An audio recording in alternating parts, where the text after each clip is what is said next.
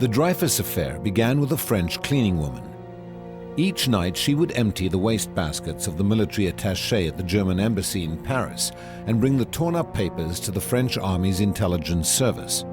There they reassembled the scraps of paper to look for military secrets.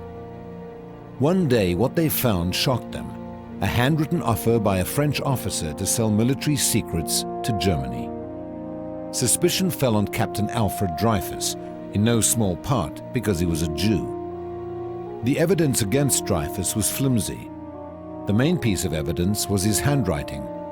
Never mind that it didn't match the handwriting on the scraps of paper recovered from the wastebasket of the German military attaché. This too was used against him, and Dreyfus was accused of self-forgery, of cleverly disguising his handwriting.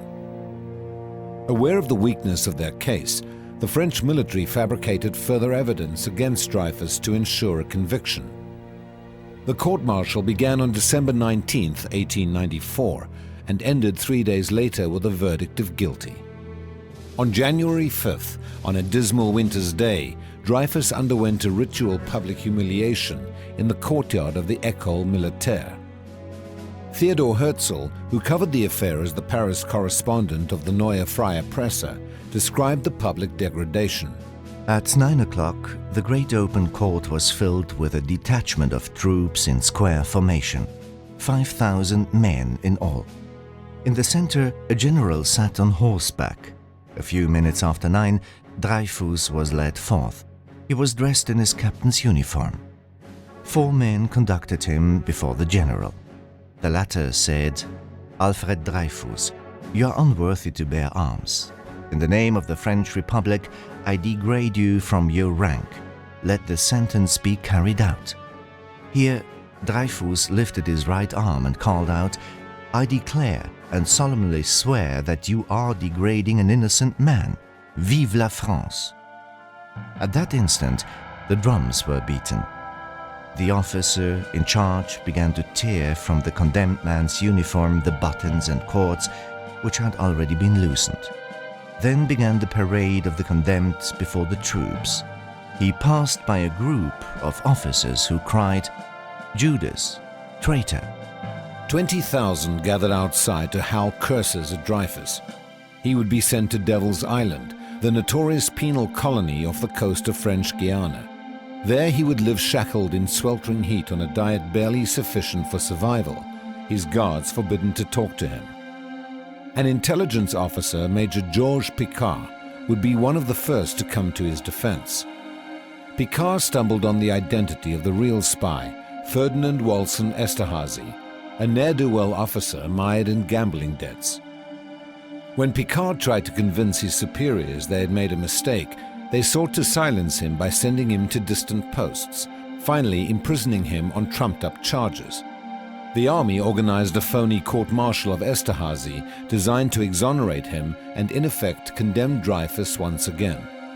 Dreyfus had by then already been in prison on Devil's Island for 4 years, held in the most abysmal conditions.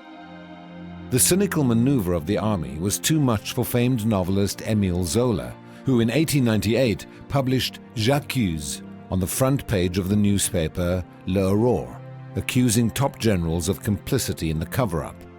The ensuing drama would consume France for years and divide French society into 2 camps, the Dreyfusards and anti-Dreyfusards. The case hit Herzl like a thunderbolt. Herzl wrote, "The Dreyfus case embodies more than a judicial error. It embodies the desire of the vast majority of the French to condemn a Jew, and to condemn all Jews in this one Jew. Death to the Jews, howled the mob as the decorations were being ripped from the captain's coat. Where? In France. In republican, modern, civilized France, 100 years after the Declaration of the Rights of Man.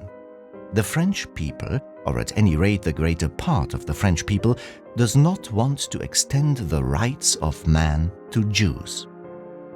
When a people, which in every other respect is so progressive and so highly civilized, can take such a turn, what are we to expect from other peoples, which have not even attained the level which France attained 100 years ago? Until then, Herzl had hoped that anti-Semitism in a scientifically oriented era was a transient phenomenon. The Dreyfus affair shattered that hope. He would later say it had made him a Zionist. For Herzl, emancipation was no longer the ultimate goal. He viewed it now only as a step, valuable for introducing Jews to the modern world and giving them the capacity for political action. The emancipation of the Jewish individual had to be followed by the legal recognition of the Jewish people and the founding of a Jewish state. There, all Jews who could not or would not assimilate could find a homeland, a life of freedom, labor, and honor. It was on the task of creating such a homeland that Theodor Herzl now set himself.